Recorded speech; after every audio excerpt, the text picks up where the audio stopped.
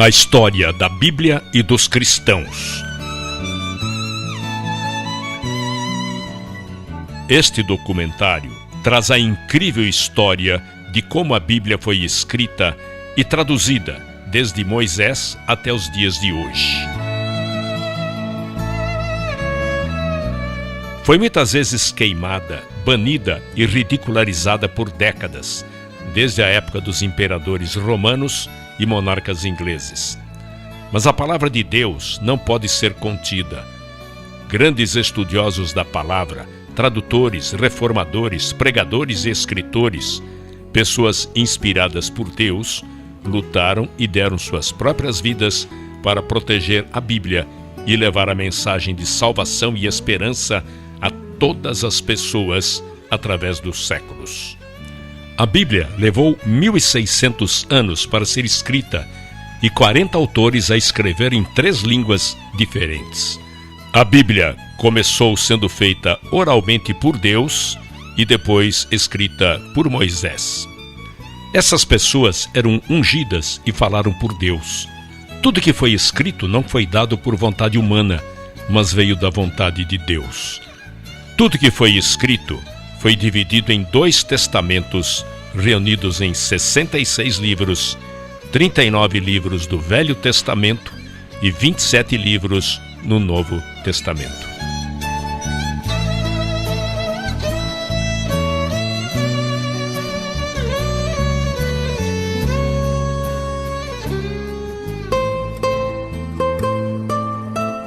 "300 anos antes de Cristo, Cânon, o Velho Testamento. A palavra cânon significa coleção de livros que constituem a Bíblia. A Bíblia antiga no Velho Testamento não difere da que temos hoje. Eles tinham apenas 22 livros na Bíblia, entretanto, eram os mesmos 39 livros que temos hoje no Velho Testamento. Não só os livros de Moisés foram escritos nos anos de 1500 a.C., o livro de Jó foi escrito 400 anos antes disso. Em 586 a.C., quando os babilônios vieram assolar aquela terra, queimaram tudo o que podiam queimar no templo e puseram abaixo todas as rochas que o constituíam. Eles mantiveram os hebreus cativos por 70 anos e quando voltaram do cativeiro, foram espalhados por todo o mundo. Construíram pequenas sinagogas no qual podiam ensinar e dar instruções. Para isto, se fazia necessária uma Bíblia para cada sinagoga, e isto os levou a uma nova constituição, a dos escribas. A escrita era primitiva, e não havia letra minúscula, e nem sinais de pontuação. Não havia espaço entre as palavras, e eles escreviam do lado direito do papel para a esquerda. Eles eram exigentes, se autorregulavam da seguinte forma: podiam usar apenas peles de animais limpos. Cada página não podia ter menos que 48 linhas e nem mais que 60.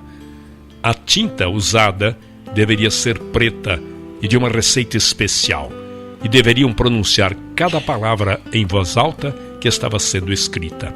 Deveriam limpar a caneta e se lavar por inteiro antes de escrever a palavra Jeová. Toda vez que escreviam, deveriam ter uma revisão em 30 dias. As letras, palavras e parágrafos deveriam ser contados. Os manuscritos só poderiam ser guardados em lugares sagrados.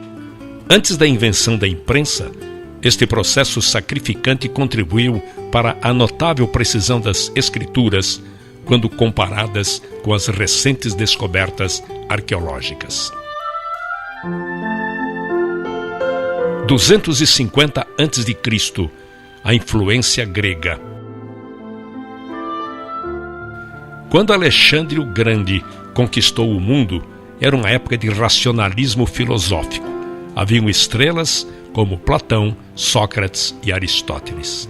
O homem vivia se questionando, mas eles não tinham respostas para as próprias perguntas.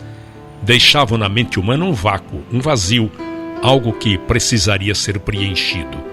Quando Alexandre morreu em 323 a.C., o mundo se tornou bilíngue e o grego era a segunda língua mais falada. Por isso, se tornou importante haver uma tradução dos inscritos judaicos para o grego. Nesta época, não era chamado de Bíblia. Por volta do ano 285 a.C., havia vários judeus que faziam parte da subcultura egípcia. Demétrios de Palerum, responsável pela mundialmente famosa biblioteca em Alexandria, perguntou ao rei Ptolomeu Filadélfio do Egito se ele conseguiria a tradução da lei judaica para a biblioteca. Para realizar isto, o rei liberou 100.000 escravos judeus que ele tinha em seu domínio e os enviou juntamente com presentes para o sumo sacerdote Eleazar em Jerusalém. Assim, Eleazar fez o seu pedido. Ele desejava que fossem selecionados 6 sábios de cada uma das 12 tribos, somando assim 72 homens. Esses sábios deveriam ir a Alexandria para realizar esta tradução, e assim foram enviados e foram bem recepcionados. Em 72 dias, eles traduziram todo o Torá. Este trabalho ficou conhecido como Septuaginta, que em grego significa 70. Esta tradução, portanto, foi feita antes da vinda de Jesus. No período de 300 a 400 anos antes de Cristo, praticamente não existia mais profetas, e a palavra de Deus era escassa. Por isso, alguns livros escritos neste período foram considerados apócrifos ou não canônicos, por não serem considerados inspirados por Deus. 0 antes de Cristo a 90 depois de Cristo. A compilação do Novo Testamento. Se pegarmos o primeiro século e vermos os fatos, teríamos 3 situações. O primeiro seria o período da verdade viva, no tempo em que Jesus viveu. Suas palavras foram importantes. Ele era poderoso em palavras e atos. Suas palavras eram oráculos e seus atos milagres. O segundo período seria do ano 33 aos 50 depois de Cristo. Eles não se preocuparam em escrever, pois acreditavam que ele voltaria em breve. Mas quando se chega no período de 50 a 90 depois de Cristo, é o período da comunicação escrita.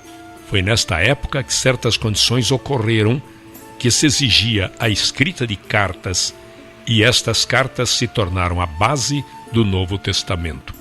Hoje, estes manuscritos do Novo Testamento estão guardados na Universidade de Manchester, na Inglaterra. A Bíblia nos foi dada em fragmentos e os paleógrafos tiveram que juntar vários fragmentos para que tivéssemos uma cópia completa.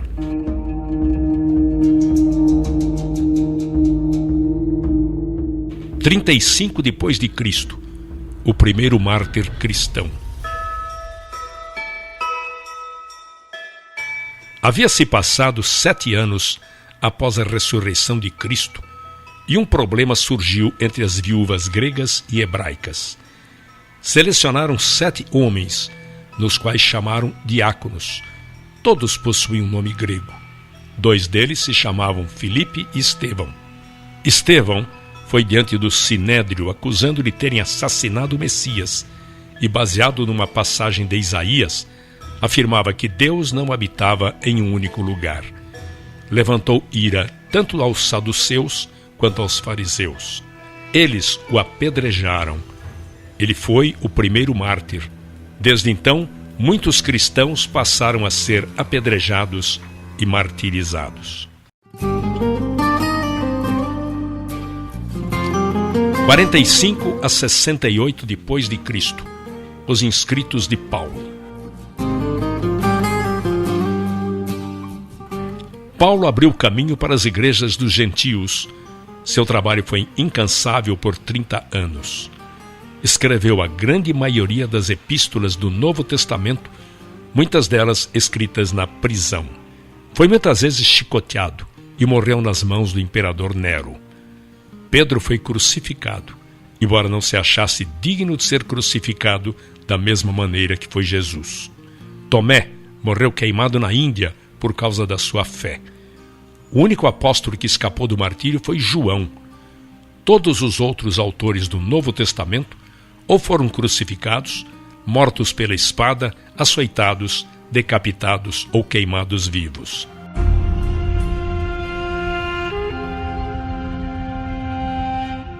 A expansão.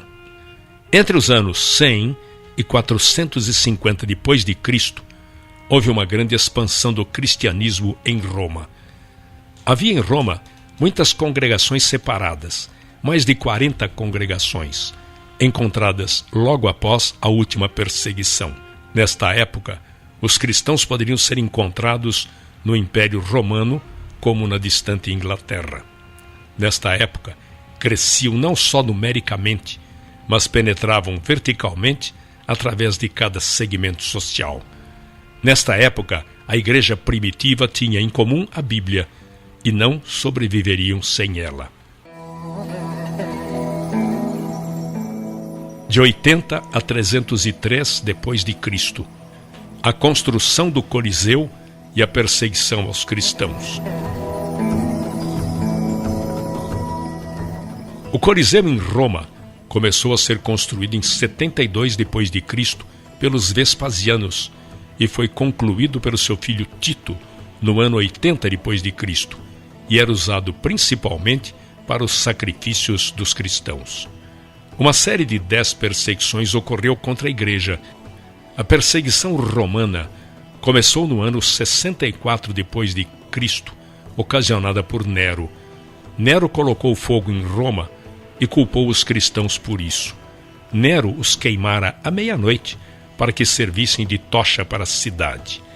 Casas eram lotadas de cristãos e em seguida incendiadas.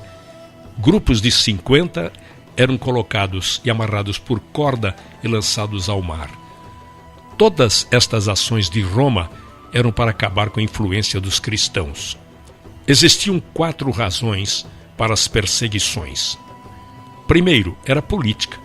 Os cristãos se reuniam à noite em lugares clandestinos e tinham medo de que formassem grupos políticos. Segundo, era religiosa. Eles se recusavam a oferecer incenso no altar para César. Terceiro, social. Eles tinham uma maneira de vida distinta. Acreditavam que todos os homens eram iguais. Para os romanos, era Nero numa extremidade e o restante da população na outra extremidade da escala social. Quarto, razão financeira. Os romanos viviam também de fabricar estátuas e esfinges, pequenas imagens de idolatria da deusa Diana. A última das séries de 10 perseguições foi realizada em 303 depois de Cristo por Diocleciano. Diocleciano ascendeu socialmente pela via militar e se tornou comandante do imperador Caro. Com sua ascensão ao poder, Diocleciano pôs um fim à crise do terceiro século. Indicou um oficial, seu colega militar, Maximiano, para o cargo de Augusto, na prática, co-imperador, e indicou Galério e Constâncio como Césares, co-imperadores de menor estatura. Sob este sistema de tetrarquia, ou governo de 4, cada imperador tinha autoridade sobre 1/4 do império, embora fosse um governo conjunto.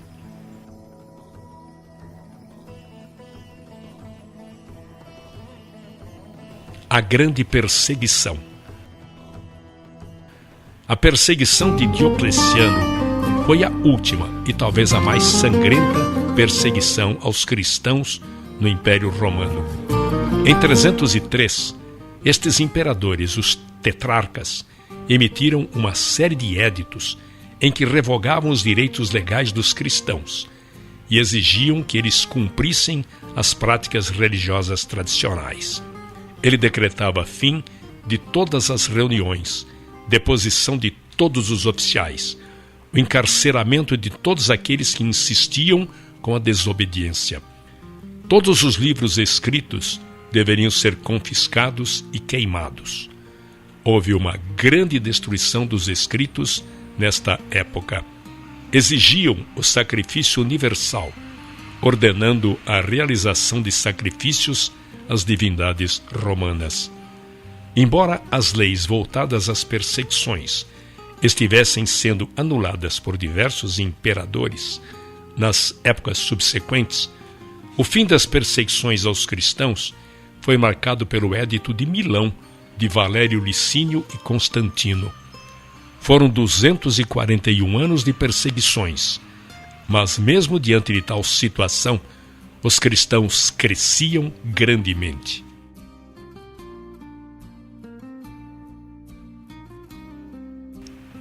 O fim das perseguições.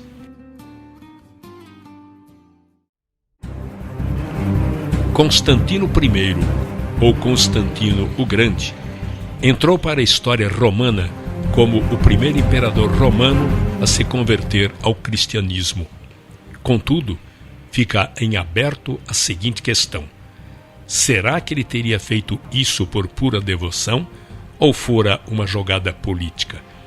Constantino, antes de se tornar cristão, era um homem devoto ao culto dos deuses romanos. No ano de 312, na noite anterior a uma batalha, Constantino tivera um sonho no qual aparecia uma cruz e nela estava grafada a seguinte frase: sob este signo vencerás. Com isso, antes da batalha começar, Constantino ordenou que os seus soldados pintassem o tal símbolo cristão em seus escudos, e de certa forma isso acabou lhes trazendo sorte, e eles venceram a batalha. Outras versões dizem que não fora um sonho, mas uma visão. Constantino, andando pelo acampamento, teria visto uma cruz no céu. Depois desta vitória, Constantino mostrou interesse em se converter ao cristianismo. Em 313, Constantino, juntamente com o novo imperador do Oriente, assinaram o Édito de Milão, no qual proibia a perseguição aos cristãos e legaliza o culto dos cristãos. A fundação de Constantinopla e união da Igreja e governo. Em 330, ele fundou a cidade de Constantinopla como sua nova capital para o Império, e ela se tornaria no futuro o principal centro intelectual e cultural do mundo cristão. Assim, Constantino decretou a construção de uma nova capital, nas margens do Bósforo, onde havia a antiga fortaleza grega de Bizâncio, num ponto de grande importância estratégica. A nova cidade, que recebeu o nome de Constantinopla, isto é, Cidade de Constantino, foi concebida como uma nova Roma e rapidamente se tornou o centro político e econômico do Império. Sua criação teve repercussões também no plano eclesiástico. Enquanto em Roma a Igreja Católica adquiriu mais autoridade, em Constantinopla o poder civil controlou a Igreja. A mudança da capital imperial enfraqueceu a influência do Papado de Roma e fortaleceu a influência do Bispo de Constantinopla sobre o Oriente, um dos eventos notáveis que provocariam futuramente o grande cisma do Oriente. Constantinopla é o antigo nome da cidade de Istambul, na atual Turquia. –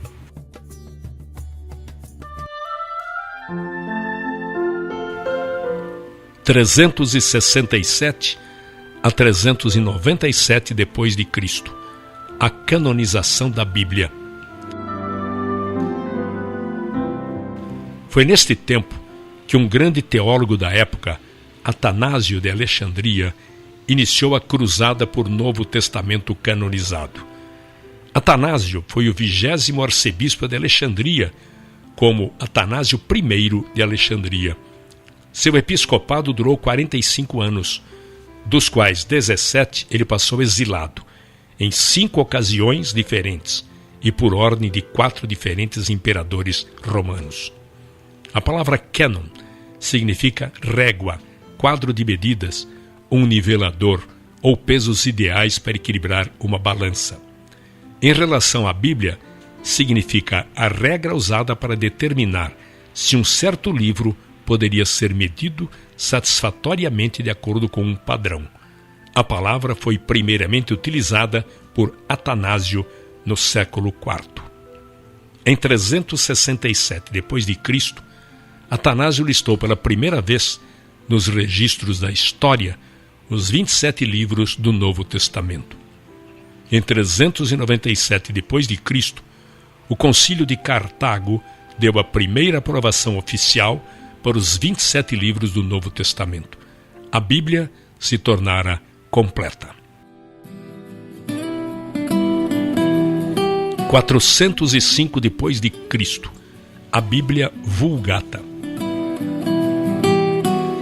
Jerônimo, em 405 d.C., levou 16 anos de sua vida para traduzir a Bíblia diretamente do hebraico para o latim.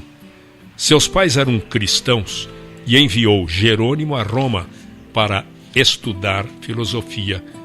Lá se converteu ao cristianismo e se batizou nas águas. Isto causou um efeito profundo em sua vida. Ele dedicou toda a sua vida a aprender a língua hebraica. Ele era grande amigo de Damaso I, que depois veio a se tornar papa, e a seu pedido dedicou-se a esta tradução, pois não havia ninguém mais qualificado que Jerônimo para fazer a tradução. Aí ele se mudou para Jerusalém para viver uma vida monástica e se dedicou totalmente a esta tarefa de traduzir toda a Bíblia para o latim. Foi a primeira e por séculos a única versão da Bíblia que traduziu o Velho Testamento diretamente do hebraico e não da tradução grega conhecida como Septuaginta. No Novo Testamento, São Jerônimo selecionou e revisou textos e traduziu também para o latim. Chama-se, pois, Vulgata a esta versão latina da Bíblia. Vulgata quer dizer edição, tradução ou leitura de divulgação popular, que foi usada pela Igreja Católica Romana durante muitos séculos e ainda hoje é fonte para diversas traduções. O latim se tornara cada vez mais importante nos negócios do Império. No ano de 405 d.C., sua missão havia sido concluída e ele morreu em 420 d.C. Na verdade, este se tornou um instrumento que bloqueava qualquer outra vulgata. Foi tão altamente admirada que as gerações posteriores resolveram proibir qualquer outra tradução. O latim se tornara a língua oficial da Igreja e com isto todas as outras traduções da Bíblia foram proibidas. O bom se tornou um inimigo. Isto de fato privou o povo da Bíblia e deixou o mundo afundado na escuridão da Idade Média. 550 d.C., a escuridão da Idade Média. A Igreja foi o poder absoluto nesta época, mas este é um triste capítulo na história do cristianismo. A Bíblia ficaria trancada e restrita aos conventos. Foi confinada a um pedestal e poucos privilegiados a podiam ler. Este é um triste capítulo na história da era cristã que levou centenas de anos até que viesse a Reforma. Enquanto isso, a Igreja era consumida com seus objetivos políticos e isto resultou nas cruzadas e outras atrocidades. Um número incontável de vidas foram ceifadas e a Igreja institucionalizada foi responsável por tudo isto. A tradução da Bíblia em inglês, 1324 d.C., John Wycliffe. John Wycliffe nasceu em Londres em 1324 e viveu 60 anos. Ele foi como a raiz que surge em solo árido. Tinha uma mente extraordinária. Viveu numa época de transição. Aos 16 anos, mudou-se para a cidade de Oxford para estudar na Escola de Artes e fez doutorado em teologia. Nos últimos 12 anos, passou dando aulas na Universidade de Oxford. Voltando um pouco atrás, no ano de 1167, os franceses expulsaram os estudantes ingleses da Universidade de Paris. Então eles vieram para Oxford, com o intuito de construir uma universidade. mas o povo da cidade não gostou da ideia. A não aceitação era tão grande que um grupo de universitários resolveu não ficar lá e foram para Cambridge e construíram aí outra universidade. E por 600 anos existiram apenas 2 universidades na Inglaterra, uma em Oxford e outra em Cambridge. Quando Wycliffe tinha 24 anos, uma terrível peste negra assolou a Europa e por fim chegou à Inglaterra. Não havia cura. A peste atingia ricos e pobres, jovens e velhos, e isto causou grande temor no coração de Wycliffe. Mais de 200 vítimas diariamente eram colocadas em campos abertos para o enterro. Aquele luto diário continuou até que a praga tivesse dizimado centenas e milhares de vidas. Não há dúvida de que esta praga causou um grande efeito na vida de Wycliffe. Ele trouxe um incrível efeito espiritual. A convivência com a morte causou nele um grande temor de Deus. Ele passou a rever suas prioridades e perdeu todo o medo do homem. A verdade era a máxima prioridade. Ele foi transformado e passou a ter outro relacionamento com Deus. Nesta época em que ele vivia, a igreja e o Estado eram um só. Com isso, todos os dízimos que eram entregues à igreja iam para o Estado, e o Estado fazia as indicações de quais ministros iriam para as várias paróquias. Ele se tornou um reformador. Segundo ele, o que era certo, e o que era errado, errado, e discordava das muitas práticas da igreja. Assim, nasceu o reformador. 1351 a 1372 depois de Cristo, a Guerra Fria. Nesta época, havia uma guerra fria entre a cidade de Roma e a cidade de Oxford. Existiam 2 frentes de batalhas. A primeira era no campo da política. Todos os cargos políticos importantes eram ocupados pelos membros do clero, e muitos eram estrangeiros, na maioria vindos de Roma. Recebiam altos salários que levavam embora para Roma. Muitos nem tinham pisado em solo inglês e recebiam altos salários que eram levados até eles.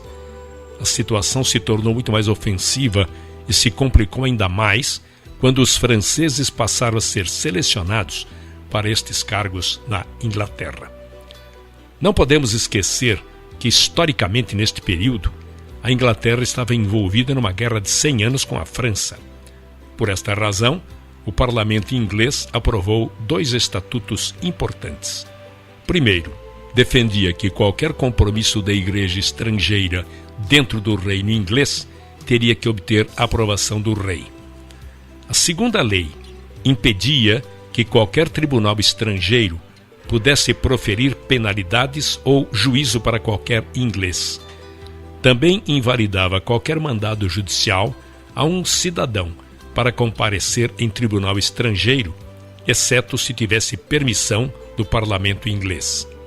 Contudo, 12 anos mais tarde, em 1365, o Papa exigiu que a coroa britânica pagasse impostos à igreja. 6 anos depois, Roma mandou um agente do parlamento para receber os impostos do Papa na Inglaterra. Com estes acontecimentos, o apoio à posição oposta de Wycliffe se fortalecia e foi indicado a capelão do rei da Inglaterra. Outra batalha que ocorreu nesta Guerra Fria com Roma foi no campo da teologia. Wycliffe censurou a doutrina da transubstanciação. A igreja alegava que os elementos da comunhão eram transubstanciados no real corpo e sangue de Cristo.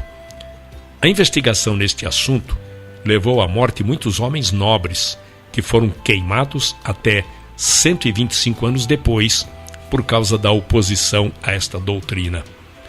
Um sentimento de desesperança religiosa entristecia seu espírito. Então, John Wycliffe admoestava seus alunos e passou a escrever a grande imoralidade daquela época. Não deveremos nos esquecer de que naquela época não havia máquinas impressoras. Todo documento teria que ser escrito a próprio punho e esmeradamente copiado com o objetivo de circular entre o público. Na época, alguns de seus dizeres ficaram conhecidos como: a Inglaterra não pertence a ninguém. O Papa é apenas um homem sujeito ao pecado. Mas Cristo é o Senhor dos senhores, e este reino é sustentado diretamente e unicamente por Cristo. O maior feito de Wycliffe ainda estaria por vir. Traduziria a Bíblia para o inglês, numa linguagem do homem comum, mas precisaria passar pela fúria de uma igreja ofendida. 1382 depois de Cristo, a primeira Bíblia em inglês. Em 1378, Wycliffe e alguns de seus discípulos começaram a traduzir a Bíblia para o inglês.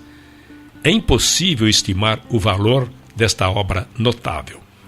Eles defendiam que a Bíblia tinha toda a revelação de Deus e que era desnecessário qualquer ensinamento além, pela tradição da Igreja, Papa ou qualquer outra fonte. Além disso, qualquer outra autoridade, tradição ou papas deveriam ser analisados através das Escrituras, que tivessem livre acesso à Bíblia para todos os cristãos até aos plebeus, e por fim que a Bíblia fosse traduzida para a linguagem comum do povo. Wycliffe era bom em latim clássico e utilizou a Vulgata Latina de Jerônimo do ano 405 como base para esta tradução do latim para o inglês. Não sabemos quanto tempo durou esta tradução. Sabemos que iniciou quando lecionava em Oxford e terminou em 1380 o Novo Testamento. Wycliffe sabia que terminaria seus dias numa masmorra, numa das 7 colunas de Roma ou numa fogueira em Londres. Em 1382, concluiu o Velho Testamento. Pela primeira vez, o povo da Inglaterra teria a Bíblia em sua própria língua. Para reproduzir uma de suas Bíblias, toda escrita à mão, levou 10 meses. Estas Bíblias custavam algo de 30 a 40 libras, ou seja, 9.600 centavos. Lembre-se de que, nesta época, uma galinha poderia ser comprada por 2 centavos e um porco por 4 centavos. As pessoas traziam um peso de feno para poder adquirir o Novo Testamento por um dia. Alguns davam o valor de um dia de trabalho para pagar uma página da Bíblia. Através de Wycliffe, foi liberada uma força incrível na Inglaterra e trouxe luz à escuridão. Os discípulos de Wycliffe pegaram a Bíblia traduzida por ele e como uma semente a plantaram por toda a Inglaterra. Em 1428, seus ensinamentos se alastraram de tal forma que a Igreja censurou seus escritos, desenterraram seus ossos, os queimaram e os lançaram num rio. Eles queriam apagar de uma vez por toda a influência de sua heresia. A partir deste evento, a palavra de Deus atingiu os confins da terra na época. As suas ideias tiveram grande influência no continente europeu. Alguns de seus discípulos e alunos de Oxford levaram cópia para Boêmia, onde hoje é a Tchecoslováquia. Lá foi o berço de um grande movimento cristão, conhecido como Irmãos da Morávia, ou Igreja dos Moravianos. 1395 a 1536 depois de Cristo. Mártires da Bíblia. Após a morte de Wycliffe, seus seguidores continuaram a seguir independentes da Igreja Romana. Eles acreditavam no sacerdócio de todo e qualquer fiel, que era perfeitamente possível realizar sacramento sem autoridade de um bispo. E além disso, havia um tremendo contraste entre os seguidores de Wycliffe e os sacerdotes romanos. Os seguidores de Wycliffe eram pessoas pobres. Os sacerdotes romanos tinham uma opulência que os tornavam claramente contrastantes. Quando saíam para pregar, pregavam usando a linguagem do povo. Já os sacerdotes romanos realizavam os cultos na língua morta do latim. Isto proporcionou que a Bíblia fosse rapidamente disseminada na Inglaterra. tornaram-se tão fortes e corajosos que passaram a pregar cartazes com lemas em todos os lugares. Em 1395, fizeram uma solicitação ao Papa para abolir o celibato, a transubstanciação, as preces aos mortos e oferendas às imagens. Na verdade, eles pegaram um folheto escrito por Wycliffe sobre as 12 conclusões e os pregaram em todos os locais públicos, incluindo a Catedral de São Paulo e a Abadia de Westminster. Isso causou um alvoroço entre os bispos e o clero e significava uma blasfêmia contra a Igreja. Em 1399, o bispo de York associou-se ao rei Henrique VI. Foi ele quem indicou e colocou a coroa neste novo rei. E disse para ele que, para consolidar o trono, teria que conciliar o clero e sacrificar os lollardos. Lollardos era um termo ofensivo dado aos seguidores de Wycliffe e significava resmungões. O rei Henrique respondeu que seria o protetor da igreja. 2 anos depois, em 1401, o ato de queimar hereges foi sancionado pelo parlamento. Após 2 dias da aprovação deste projeto de lei, começaram a acender fogueiras nos campos de Londres para que queimassem vivos aqueles que não se retratassem. Um enorme, nobre exército de cristãos morreu queimado por exercerem sua fé por toda a Inglaterra durante os próximos anos. Mesmo assim, 125 anos mais tarde, os cristãos ainda eram tão numerosos e ativos quanto foram na época de Wycliffe e começaram uma reforma que literalmente viraria a Europa de cabeça para baixo.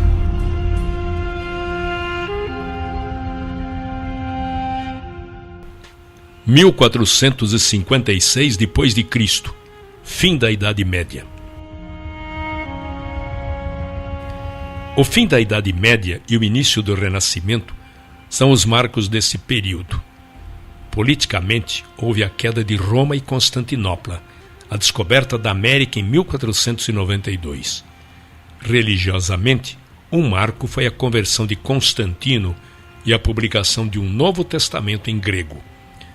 A queda de Constantinopla foi um evento histórico que, segundo alguns historiadores, marcou o fim da Idade Média na Europa e também decretou o fim dos últimos vestígios do poderoso Império Romano, agora dividido e chamado de Império Bizantino.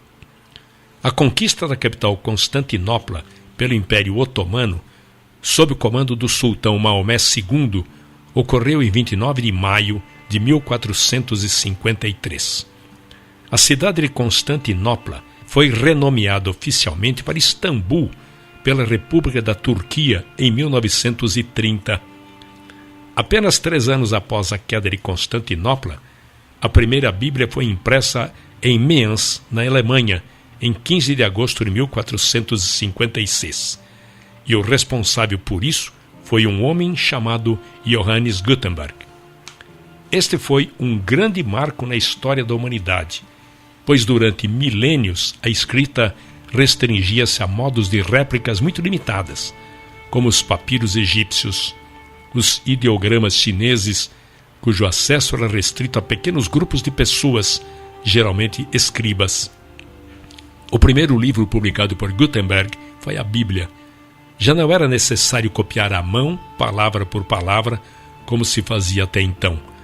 Fazia-se um molde com os caracteres móveis, e a partir dele imprimiam-se quantas cópias quisessem. 30 anos após a morte de Gutenberg, suas máquinas já estavam espalhadas por toda a Europa, nas grandes cidades. Havia um homem em Wittenberg que chegou a imprimir 100.000 Bíblias. Um dos maiores humanistas desta época do Renascimento nasceu em 1467, de nome Erasmo. Seu pai era um padre. Quando ele tinha 11 anos, seus pais morreram na peste negra e ele se tornou interno num convento agostiniano, quando em 1492 se tornou um monge. Ele tinha o dom de escrever poemas, mas para aumentar sua renda começou a aprender e a ensinar grego.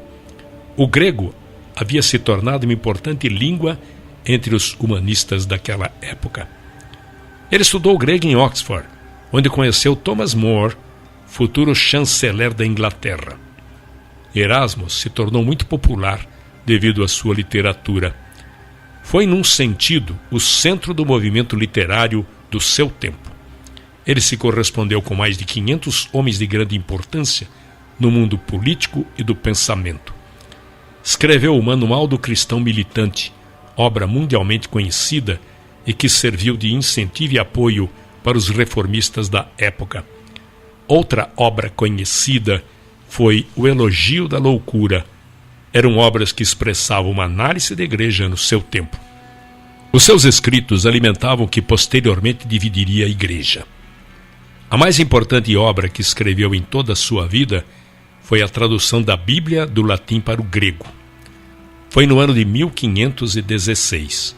Ele terminou o Novo Testamento em grego, quando lecionava no Queen's College em Cambridge. Depois, agrupou em uma página dividida em 2. Em uma metade, ele colocou o texto em latim, e na outra metade, suas traduções em grego. Erasmo dedicou esta obra ao Papa Leão X. Isto lhe assegurou, em parte, certa simpatia da igreja e garantiu a ele a permissão de vender o produto. Esta obra caiu no chão como uma semente. Não há outra maneira de descrever, pois Martinho Lutero passou os olhos naquilo e traduziu do grego para o alemão de sua época e deu a Bíblia para os alemães. Foi exatamente o que Zwingli e Calvino fizeram pelas pessoas que viviam na Suíça e exatamente o que William Tyndale fez pelas pessoas que viviam na Inglaterra. Este texto foi o que serviu de referência para que o rei King James fizesse sua tradução em 1611. 1517 depois de Cristo, a Reforma. Um homem está acima de todos os outros quando se fala de reforma protestante: Martinho Lutero. Lutero foi o epicentro da ruptura com a Igreja Católica, mas exerceu também um papel vital na história da Bíblia. Martinho Lutero nasceu em 10 de novembro de 1483. Entrou para o monastério agostiniano, onde obteve o grau de bacharel em artes. Um ano depois, fez seus votos para se tornar professor de literatura bíblica. Lutero se indignou com muitas práticas exercidas pela Igreja Católica. Por exemplo, uma delas era a venda de indulgências. As indulgências eram uma forma de penitência paga. As pessoas compravam um pedaço de papel que lhes permitia o direito de cometer pecados. O grau de cada um era determinado pelo preço que pagavam. Foi a combinação desta e de muitas outras coisas que resultaram nas 95 teses afixadas na porta da igreja de Wittenberg em 1517. Nestas teses, ele atacava veementemente a igreja e discordava de qualquer doutrina que não fosse fundada nas Escrituras. Na Alemanha, em 1521, Lutero queimou publicamente a bula papal e a sua literatura se tornou bastante ativa. A obra mais importante de Lutero foi a tradução do Novo Testamento em grego de Erasmo para o alemão. Lutero não foi o único responsável pela reforma europeia.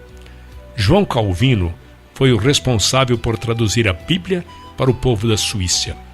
Se o luteranismo ou protestantismo nasceu em Wittenberg, então o presbiterianismo nasceu em Genebra. João Calvino era um teólogo francês, nascido em 10 de julho de 1509. Foi um humanista, nunca foi ordenado sacerdote. Depois de seu afastamento da Igreja Católica, foi porta-voz do movimento protestante, pregando em igrejas e acabando por ser reconhecido por muitos como padre. Fugiu para Genebra em 1536, onde faleceu em 1564.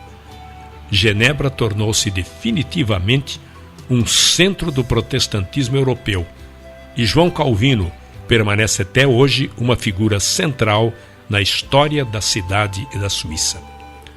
Quando Martinho Lutero escreveu suas 95 teses, em 1517, Calvino tinha 8 anos de idade e a forma de protestantismo que ele ensinou e viveu é conhecida pelo nome de calvinismo. Calvino era incomparável na área da doutrina. Em 1542, havia o surto da peste negra em Genebra. A peste negra permanecia um fenômeno incompreensível. Para lidar com a epidemia, era normal que se multiplicassem os casos de feitiçaria e de rituais para combater a peste. Assim, os rebeldes cristãos, os protestantes, eram perseguidos e acusados de bruxos e feiticeiros. Muitos eram queimados vivos, eram os culpados pelas desgraças e castigos de Deus. Não há dúvidas de que, quando se fala em reforma, pensamos na Alemanha de Martinho Lutero, na Suíça de João Calvino, na Escócia de John Knox e na Inglaterra, Thomas Bilney. Bilney nasceu por volta de 1495 na Inglaterra. Era aluno do Trinity College, especializado em direito canônico. Teve acesso à Bíblia proibida de Erasmo. Reunia-se num bar para estudar e discutir a Bíblia entre seus amigos. Muitos se tornaram seus seguidores. Um deles chamava-se William Tyndale, que posteriormente veio traduzir o Novo Testamento do grego para o inglês. William Tyndale foi um pastor protestante, mestre em artes pela Universidade de Oxford. Traduziu a Bíblia para o inglês moderno. Seu objetivo foi fazer o Novo Testamento, um livro tal que todo menino de arado pudesse tê-lo e se tornasse mais conhecedor das Escrituras que o próprio clero. Esta é uma frase de Tyndale que ficou muito conhecida. Apesar de numerosas traduções para o inglês, parciais ou completas terem sido feitas a partir do século VII, a Bíblia de Tyndale foi a primeira a se beneficiar da imprensa, o que permitiu uma ampla distribuição. Foi em Cambridge que Tyndale descobriu o poder regenerador da Bíblia. Lá se uniu ao grupo de estudos liderado por Bilney. Ele sabia que este despertar estava restrito a Cambridge, em função da cultura. Assim, a razão de sua vida e a causa de sua morte foi traduzir a Bíblia para a linguagem do homem comum. Tyndale era um excelente erudito em grego e também um grande debatedor das Escrituras. Uma vez, um religioso provocou Tyndale dizendo: melhor viver sem a lei de Deus do que a do Papa. Tyndale retrucou: eu desafio o Papa e todas as suas leis, se Deus poupar minha vida por muitos anos, e farei com que um menino que conduz o arado saiba mais sobre as Escrituras do que você. Tyndale ficou conhecido como o pai da Bíblia inglesa. Apelou para o bispo de Londres para que revogasse a lei contra os lollardos, que proibia o uso da Bíblia que não fosse latim, mas foi em vão. Tyndale então resolveu se exilar na sua terra natal e rumou para Wittenberg, na Alemanha, para terminar a tradução do Novo Testamento. Lutero e Tyndale ficaram amigos e ligados pelo mesmo lema, só nas Escrituras. A cidade se tornou um refúgio para o foragido. Em 1525, finalmente, conseguiram imprimir clandestinamente no interior da Alemanha algumas destas cópias finalizadas do Novo Testamento. Acharam que seria mais fácil contrabandear estes livros dentro de sacos de farinha que estavam sendo importados pela Inglaterra. Assim, milhares destas Bíblias de Tyndale estavam atingindo a costa da Inglaterra. Tyndale defendia as teses da Reforma Protestante, muitas das quais eram consideradas heréticas, primeiro pela Igreja Católica, depois pela Anglicana. As Bíblias, traduzidas por Tyndale, foram proibidas e banidas pelas autoridades. E o próprio Tyndale foi queimado na fogueira no ano de 1536 em Bruxelas, atual Bélgica, sob a instigação do rei Henrique VIII. Suas últimas palavras enquanto queimava foram: Senhor, abra os olhos do rei da Inglaterra, o que de fato aconteceu anos depois. 1526 depois de Cristo. queime-os. A oposição que surgiu ao movimento da reforma na Inglaterra vinha da Igreja Oficial, da Coroa e do humanismo. Muitos homens bons e tementes a Deus perderam suas propriedades, definharam na prisão e muitos morreram queimados em postes. Todos eram considerados culpados por possuir ou distribuir o Novo Testamento de Tyndale ou mesmo levantar fundos para as operações de Tyndale.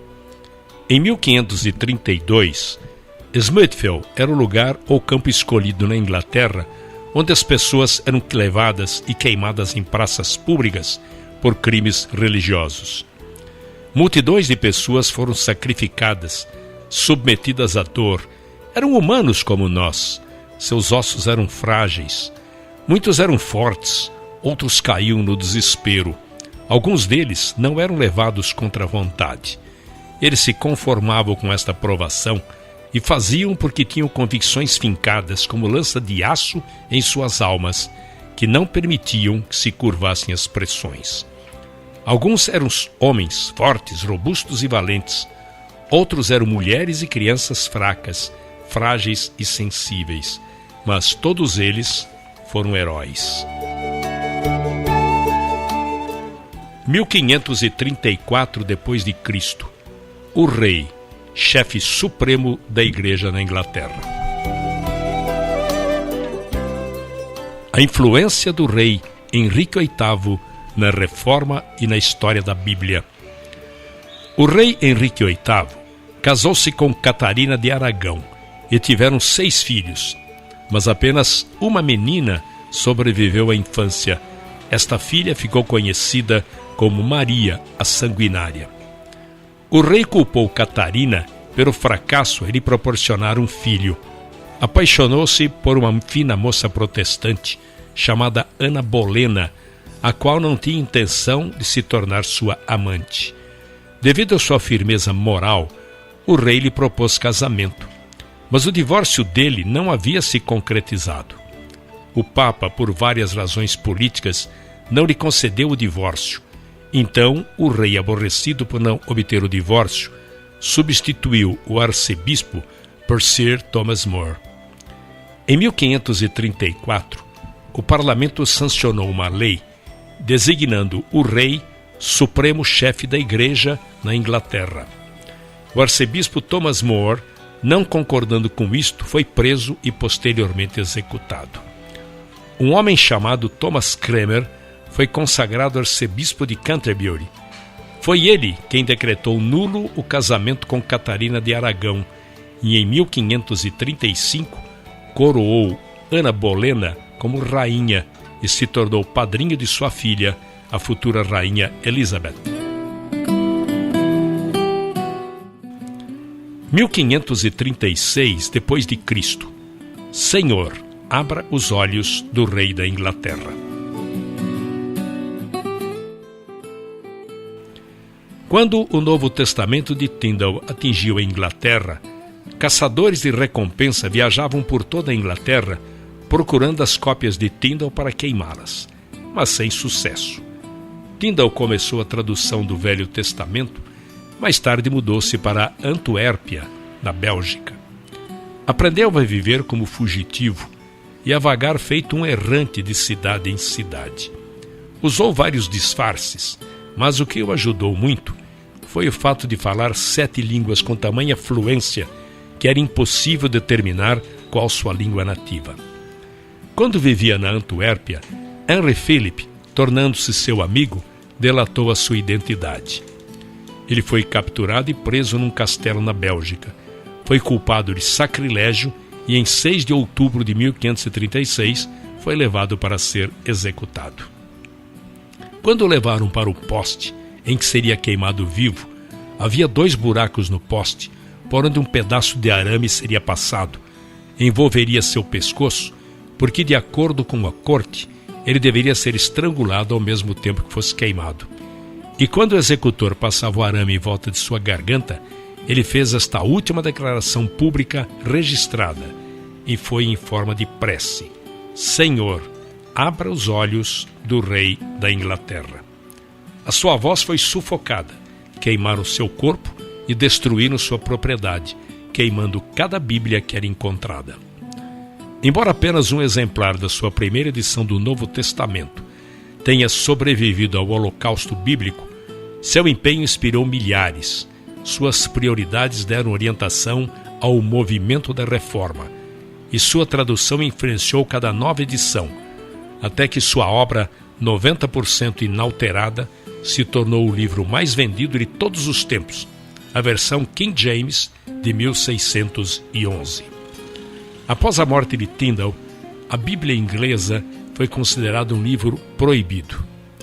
A rainha Ana Bolena acreditava piamente no movimento da Reforma. Ela se esforçou para influenciar os comandantes a perdoar os crimes daqueles que eram pegos contrabandeando o Novo Testamento na Inglaterra.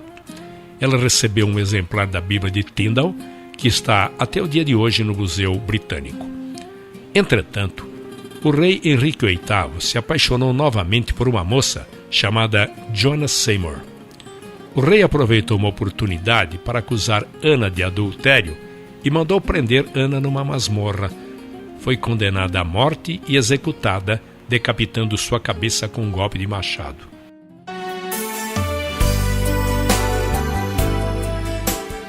Em 1538 d.C., a primeira Bíblia autorizada.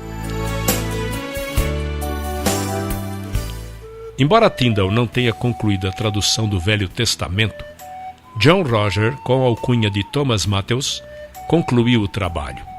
Depois enviou os manuscritos para um editor inglês. O editor ficou tão impressionado com a obra que a enviou para o arcebispo da Inglaterra a fim de ter aprovação oficial. O arcebispo exibiu o manuscrito para o rei Henrique VIII e ele miraculosamente deu a aprovação oficial para a edição de uma Bíblia inglesa na Inglaterra pela primeira vez. A Bíblia de Matthews nada mais é do que a Bíblia de Tyndale. Isto ocorreu apenas 3 anos após a oração de Tyndale: Senhor, abra os olhos do rei da Inglaterra. Só que as notas de rodapé desta Bíblia de Matthews eram anticatólicas, o que não ajudava nas relações exteriores. Cromwell, secretário de Estado, resolveu que outra Bíblia deveria ser impressa. Miles Coverdale, um revisor da Antuérpia, suavizou as notas de rodapé da Bíblia anterior e, em 1539, publicou a Bíblia Grande. A Bíblia Grande não passou de uma edição da tradução verberada de Tyndale. Aqui, ela estava no mercado com inteira liberdade, mas com nova roupagem. Uma proclamação real foi feita. As Bíblias deveriam ser compradas por todas as paróquias da Inglaterra. O povo deveria ter livre acesso a elas e poderia lê-las a hora que desejasse. A Bíblia não foi um presente da igreja, mas do rei. As Bíblias deveriam ser distribuídas pelos sacerdotes ao povo. Esta foi a Bíblia que durou nos 20 anos subsequentes. Embora as cinzas de Tyndale estejam em terras estrangeiras e sem sepultamento, pelo menos esta Bíblia Grande foi como lápide. A Bíblia Grande foi em todos os aspectos fruto do seu trabalho e memorial de sua vida.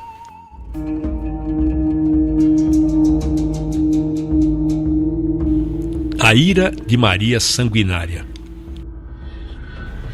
Henrique VIII foi marido de 6 mulheres, amante de muitas concubinas e pai de muitos filhos ilegítimos. Apenas 3 filhos legítimos sobreviveram à infância: Maria, Elizabeth e Eduardo. Em 1546, Eduardo se tornou herdeiro do trono aos 9 anos de idade. Tinha ele influência da doutrina reformadora e era um verdadeiro protestante. Contudo, sua saúde era fraca e após 6 anos no trono, faleceu. A filha mais velha, Maria, assumiu ou herdou o trono. Foi totalmente oposta ao seu irmão. Era filha de Catarina de Aragão e tinha na sua mente as lembranças infelizes que ocorreram com sua mãe. Como o casamento de sua mãe foi considerado ilegal, ela foi tida como filha bastarda. Muitas vezes serviu de dama de companhia a sua irmã Elizabeth. Tinha 20 anos de idade quando sua mãe morreu. Teve uma vida muito atormentada. Maria apresentava um temperamento dócil no início do seu reinado, mas as atitudes e pressão mudaram. O fervor religioso se tornou evidente. Uma nuvem negra pairou sobre a causa dos reformistas na Inglaterra. Ela jurou vingança ao arcebispo Cranmer, que havia aprovado o divórcio de sua mãe com o rei, tornando-a ilegítima e mudado a religião da Inglaterra para o protestante. Prendeu todos os bispos que apoiaram seu pai. A leitura da Bíblia voltou a ser proibida na Inglaterra. E muitos reformadores migraram para outros países da Europa, como Genebra, na Suíça, pois muitos estavam sendo perseguidos, presos e queimados na Inglaterra. Alguns anos mais tarde, após mais de 300 pessoas terem sido condenadas à morte na fogueira, Maria Sanguinária morreu devido a uma enfermidade. Em 17 de novembro de 1558, Elizabeth, sua meia-irmã, subiu ao trono. Elizabeth repetiu tudo que seu meio-irmão Eduardo tinha feito. Cada paróquia deveria ter um exemplar da Bíblia completa e suspendeu a perseguição aos cristãos.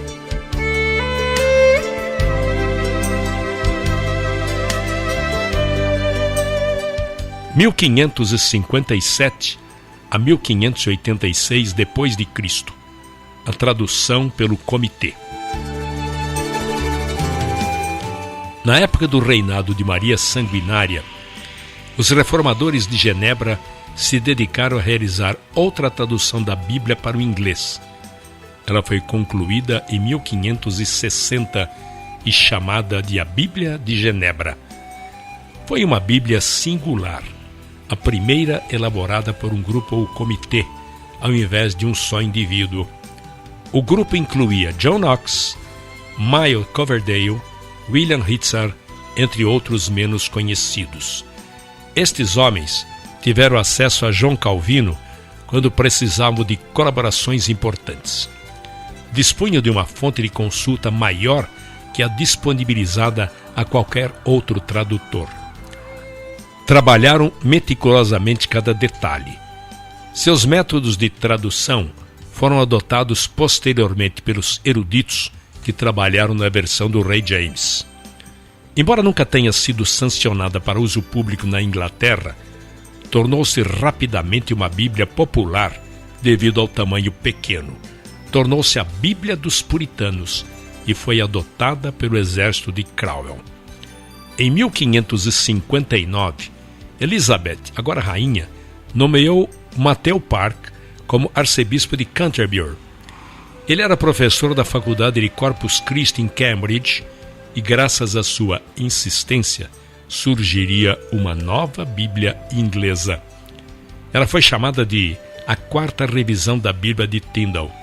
Também foi fruto de um comitê de 8 a 9 bispos e se tornou conhecida como a Bíblia dos Bispos.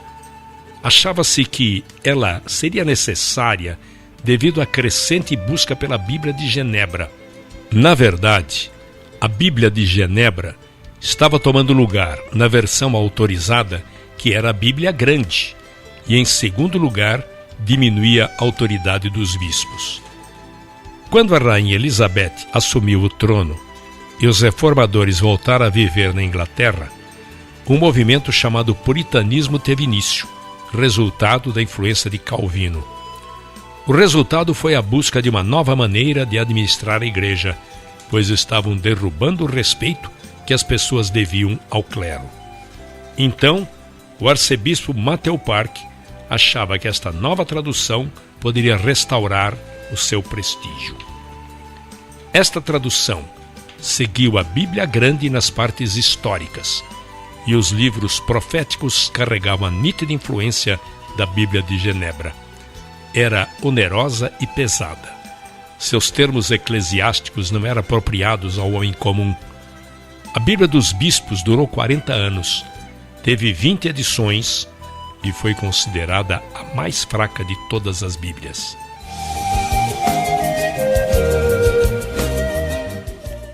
1611 depois de Cristo, o livro mais vendido de todos os tempos.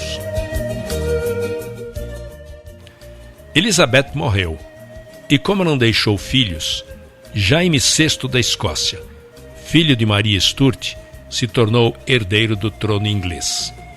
Foi criado com fortes convicções protestantes e convertido por John Knox, era presbiteriano por convicção. Um grupo de pessoas lhe entregou uma petição milenar e tratava de uma petição de 800 puritanos, no qual pediam ao rei que abolisse certos rituais religiosos. Isto levou Jaime, primeiramente, a fazer uma investigação sobre estas solicitações, que supostamente estariam em desacordo com a Igreja.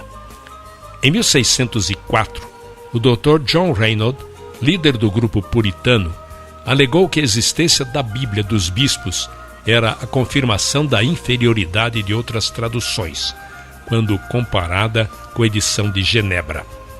Seu argumento era incontestável. Ou a Bíblia de Genebra passaria a ser a versão autorizada, ou teria de ser elaborada uma edição melhor. A última sugestão mexeu com a vaidade do rei, e assim, em 22 de junho de 1604, o rei anunciou a escolha de 54 homens que trabalhariam sob a liderança de William Bancroft, bispo de Londres. O trabalho só começou 3 anos depois, com a nomeação de 47 tradutores. Eles foram divididos em 3 grupos, segundo os centros acadêmicos da Inglaterra: Oxford, Cambridge e Westminster, 2 comitês em cada local. Os livros foram separados e cada homem elaborava sua própria tradução. Em seguida, ela era submetida aos outros membros do grupo. Posteriormente, passava pelo crivo dos outros 5 comitês. Depois de revisada, era mandada a um comitê, composto por 12 maiores eruditos, que chegavam a uma conclusão na revisão final. Foi a maior tradução da época, obra dos grandes estudiosos daquela geração. Os conhecimentos do grego e do hebraico ampliaram-se intensamente. Este livro foi considerado a maior obra-prima da literatura inglesa, sem paralelo nas gerações anteriores e até mesmo posteriores. A Bíblia estava destinada a ser o livro mais vendido de todos os tempos. –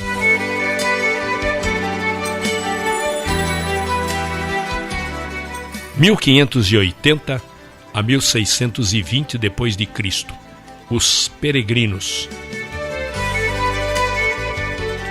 Em 1580, um jovem chamado William Brewster frequentava a faculdade em Cambridge.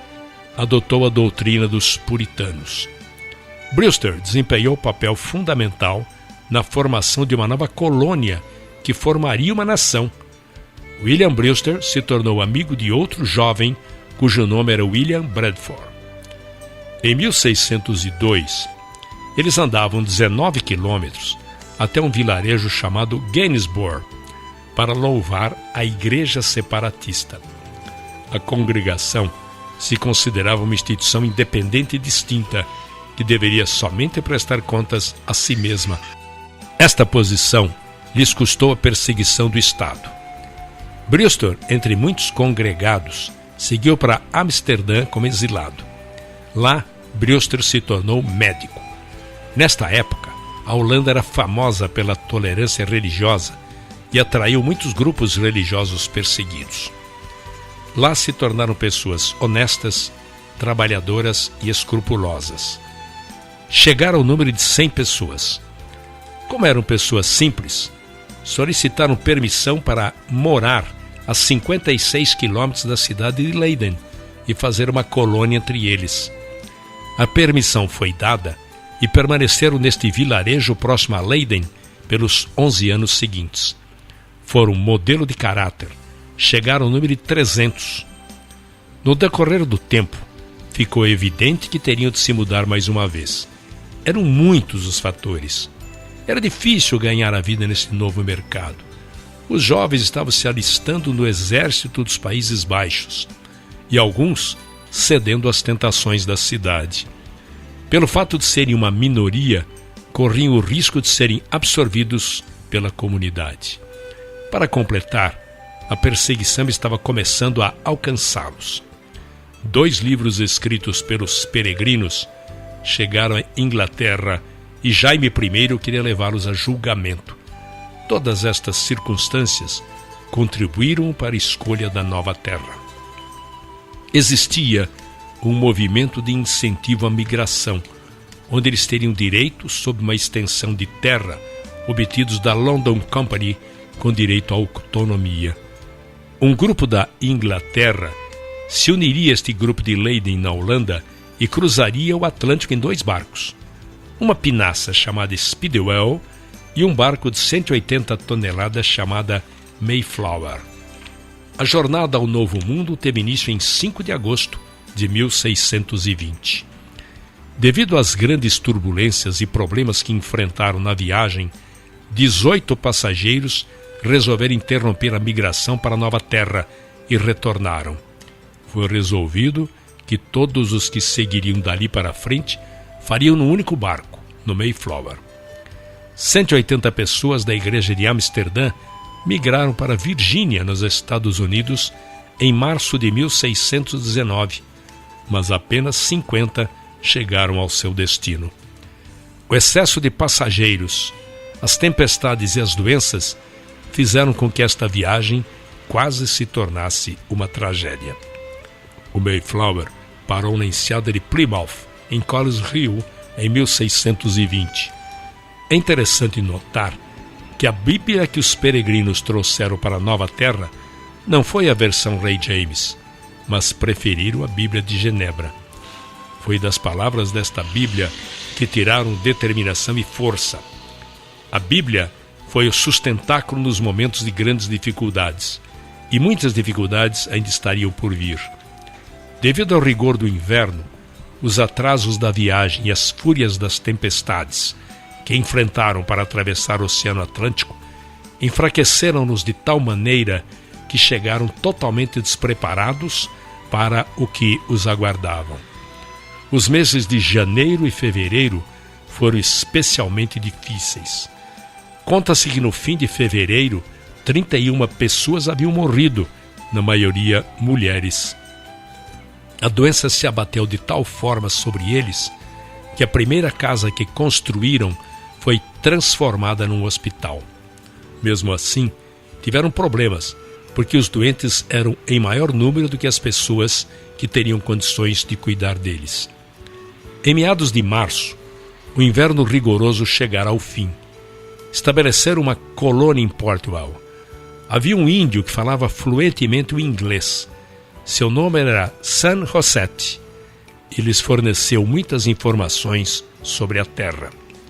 Foram apresentados também a outro índio chamado Squanton, que também falava inglês fluentemente.